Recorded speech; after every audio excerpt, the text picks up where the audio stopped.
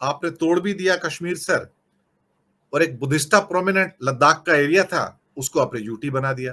तो वो चूंकि वो बुद्धिस्टा है, वो हिंदू नहीं है वहां पर, तो वो उससे भी दुश्मनी निकाल रहे हैं, विधानसभा ही छीन ली। भाई विधानसभा तो रहने तो, घाव क्यों दे रहे हो उनको आप तोड़कर? एक के बाद एक घाव देते हो, सोनम वांगचुक को अंदर बंद कर देते हो, आप ऐसे काम करते क्यों हो? लेकिन ये सारे लीगल हैं। इससे एक निष्कर्ष और निकलता है सुनील जी, कि केंद्र सरकार अगर उसके पास लोकसभा राज्यसभा में मेजोरिटी है तो बिना किसी स्टेट से परमिशन लिए उसको तोड़ सकती है। अब उसको तोड़ सकती है। जो आर्टिकल एक कुछ स्पेशल मेंशन किया कॉन्स्टिट्यूशन का कि मुझे स्टेट गवर्नमेंट की परमिशन की जरूरत नहीं है, अगर एक गवर्नर लिख के दे देगा एक लेटर आपको राष्ट्रपति को कि यूपी के 4 टुकड़े कर दो, तो कर देंगे। और पार्लियामेंट पास करवाना है सर, राष्ट्रपति शासन लगा देंगे, एक रिकमेंडेशन ले लेंगे, ही रिप्रेजेंट द लेजिस्लेटिव असेंबली, बात हो गया। तो इसका मतलब ये प्रेसिडेंट सेट हो गया कि आप भारत के किसी भी राज्य को जब भी चाहे टुकड़ों में तोड़ सकते हैं और उसको अपनी मनमर्जी से केंद्र शासित प्रदेश में भी कन्वर्ट कर सकते हैं। ये प्रेसिडेंट सेट हो गया सर आज, उसको वैलिडिटी मिल गई है कि अब केंद्र सरकार, अगर यही सरकार चाहे कि मैं पंजाब को आज, क्योंकि वहां मेरी सरकार नहीं है, मैं राष्ट्रपति शासन लगाता हूं और उसके बाद रिकमेंडेशन लेता हूं, मैं पंजाब को 2 टुकड़ों में तोड़ देता हूं और दोनों को यूनियन टेरिटरी बना दूंगा और ये कहूंगा ये बॉर्डर स्टेट है, खतरनाक है, तो यहां पर राष्ट्रीय सुरक्षा की खातिर मुझे ये चाहिए, तब क्या होगा सर? सुनील जी, धन्यवाद दिनेश जी। पूरे परिदृश्य में आपकी टिप्पणी।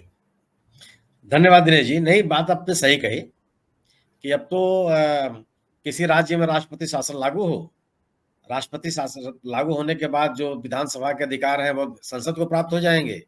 संसद में पूर्ण बहुमत की सरकार है, कोई भी निर्णय ले ले। सवाल है कि धारा 370 आपने खत्म की, तो उस खत्म करने का लाभ क्या जम्मू कश्मीर के लोगों को मिला? आप कहते हैं कि लोक हित में लोगों की भावनाओं के अनुरूप निर्णय लिया गया। 2019 का आपका ये निर्णय है, कितने साल हो गए? क्या आपके इस निर्णय को राज्य के लोगों ने स्वीकार कर लिया? जो विवेक जी ने कहा बात सही है कि टेक्निकल आधार पर भले आपने सुप्रीम कोर्ट ने इस निर्णय को जायज ठहरा दिया, लेकिन इसमें कई सवाल पैदा होते हैं। सवाल यह है कि क्या एक राज्य को समाप्त कर दिया जाना किसी कानून के तहत, किसी राष्ट्रपति के आदेश के तहत, ये कितना जायज हो सकता है, या वहां के उस राज्य के लोगों की भावनाओं के कितना अनुकूल है?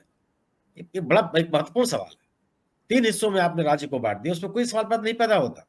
क्या केवल तकनीकी आधार पर सरकार के इस निर्णय को वैध ठहराया जा सकता है? क्या यह नहीं लगता कि सुप्रीम कोर्ट ने जो कानूनों के या सरकारी आदेशों के पुनरीक्षण का जो उसके पास अधिकार प्राप्त है, उसका पूरी तरह से उपयोग नहीं किया गया? सर्वोच्च न्यायालय का निर्णय, ठीक है, सर्वोच्च न्यायालय का निर्णय है भाई, 11 सदस्यीय पीठ का निर्णय होगा, संविधान पीठ का, सबको मान्य होगा, लेकिन इसमें सवाल तो पैदा होंगे ही होंगे कि क्या जम्मू कश्मीर के लोग भी इस निर्णय को स्वीकार कर लेंगे? और अगर जम्मू कश्मीर के लोगों के भावनाओं के अनुकूल निर्णय लिया गया था, तो आज निर्णय के, सर्वोच्च न्यायालय के डिसीजन आने के पहले इस तरह की सुरक्षा व्यवस्था की क्या जरूरत थी? वहां के लोगों को तो खुश होना चाहिए था, क्योंकि आप दावा कर रहे हैं कि वहां के लोगों के अनुकूल आपने निर्णय लिया है, और आप ये भी दावा कर रहे हैं, प्रधानमंत्री जी ने एक ट्वीट किया है सर्वोच्च न्यायालय के निर्णय के बाद, उन्होंने निर्णय का स्वागत किया और ये कहा है कि जम्मू कश्मीर के लोगों की भावनाओं के अनुकूल जो निर्णय हुआ था उसका सर्वोच्च न्यायालय ने उस पर मुहर लगाई है, हम उसका स्वागत करते हैं। इससे पूरे राज्य के लोगों की तस्वीर बदलेगी, तकदीर बदलेगी। अगर ये स्थिति है, उस निर्णय से लोगों की तकदीर और तस्वीर बदलनी है, तो लोगों के मन में स्वागत होना चाहिए था। और स्टेटहुड समाप्त होने के बाद जब से वहां पे केंद्र सरकार का शासन है, क्या तब्दीलियां आ गई?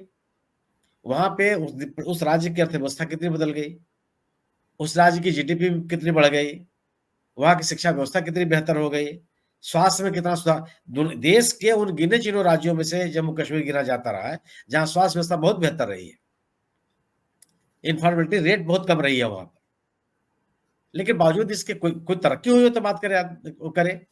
और ये सही आपने सवाल उठाया कि इस निर्णय से तो केंद्र को ये अधिकार मिल जाता है कि आप किसी राज्य को खत्म कर देंगे, एक पूर्ण बहुमत की सरकार हो, मजबूत सरकार केंद्र में हो, वो कुछ भी निर्णय ले ले। और जो तक विवेक कुछ कहना चाहते हैं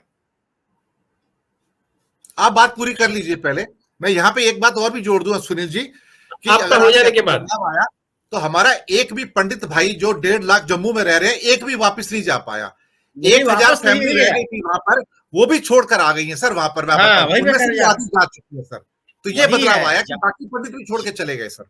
जाने जाने वो छोड़ दीजिए। मनमोहन सिंह सरकार के द्वारा जो पुनर्वास बस्तियां बसाई गई थी, उसमें जो लोग कुछ लोग जाके रहने लगे थे, उनको नौकरियां दी गई थी, वो लोग भी छोड़ के जाने लगे। उन्होंने धमकी दी कि अब कितनी टारगेटेड किलिंग्स हुई वहां पर, एक अलग किस्म का सुरक्षा का भाव पैदा हुआ। सवाल ये नहीं है कि आप केवल ये बात है, भारतीय जनता पार्टी की सरकार ने अपने मतदाताओं को, अपने प्रशंसकों और समर्थकों को संबोधित करते हुए इस धारा 370 को खत्म करने का निर्णय लिया, जो उनका पुराना नारा था। इससे अगर आप इस निर्णय से उस राज्य के की स्थितियों में बेहतरी आई हो, स्वागत योग्य है, तो आपको बताना चाहिए। और अगर वहां की राजनीतिक स्थितियां बहुत बेहतर हुई हैं, तो आप चुनाव क्यों नहीं करा रहे हैं? फिर सर्वोच्च न्यायालय क्यों कर रहा है, या राज्य सरकार और केंद्र सरकार क्यों कर रही है कि 2024 में सितंबर के बाद आप चुनाव कराएंगे? अभी तक जो स्थानीय निकाय के चुनाव है जम्मू कश्मीर में जो होने वाले हैं, उनको आपने क्यों नहीं कराया? गोया कि आप बात जो कर रहे हैं और जो स्थानीय स्थितियां हैं वो सेटअप अलग है। और मुझे लगता है आप मतलब जम्मू कश्मीर के ऊपर चर्चा हो रही हो कोई सी बात पर, और लद्दाख का के एमपी को बोलने की अनुमति न दे रही हो पार्टी में सत्तारूढ़ दल, वो तो वहां के प्रतिनिधि हैं, वहां के लोगों के बारे में बता सकते हैं वो। लद्दाख के को लेकर के जब राहुल गांधी ने संसद में अपनी बातें कही, तो उसका जवाब वहां के लद्दाख के स्थानीय सांसद को नहीं देने दिया गया, अन्य लोगों ने दिया जवाब। जब लद्दाख में चीनी घुसपैठ की बात की जाती है, उसका भी सरकार कोई जवाब नहीं देती है। घुसपैठ को रोकने की या जो अन्य गतिविधियों को रोकने की बात थी, उसे भी सरकार मौन रहती है।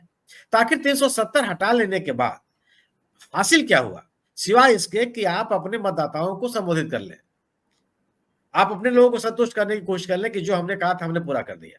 लेकिन आपने जो कहा था उसको पूरा करने से उस राज्य विशेष को क्या फायदा हुआ, या देश के अन्य हिस्सों को क्या फायदा हो गया?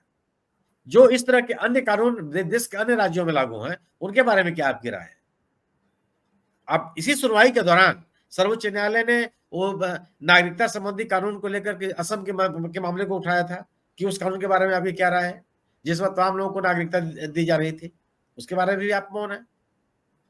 लेकिन ये केवल और केवल ये जरूर है कि एक जो लोग, बहुत सारे लोग जो जिन लोगों को सर्वोच्च न्यायालय के में ये जो पिटिशंस पेंडिंग थे, 23 संबोधन पेंडिंग थी, 23 पिटिशंस दाखिल गई थी, उसके निर्णय पर लोगों को बड़ा उम्मीद थी कुछ न कुछ उनके साथ न्याय होगा।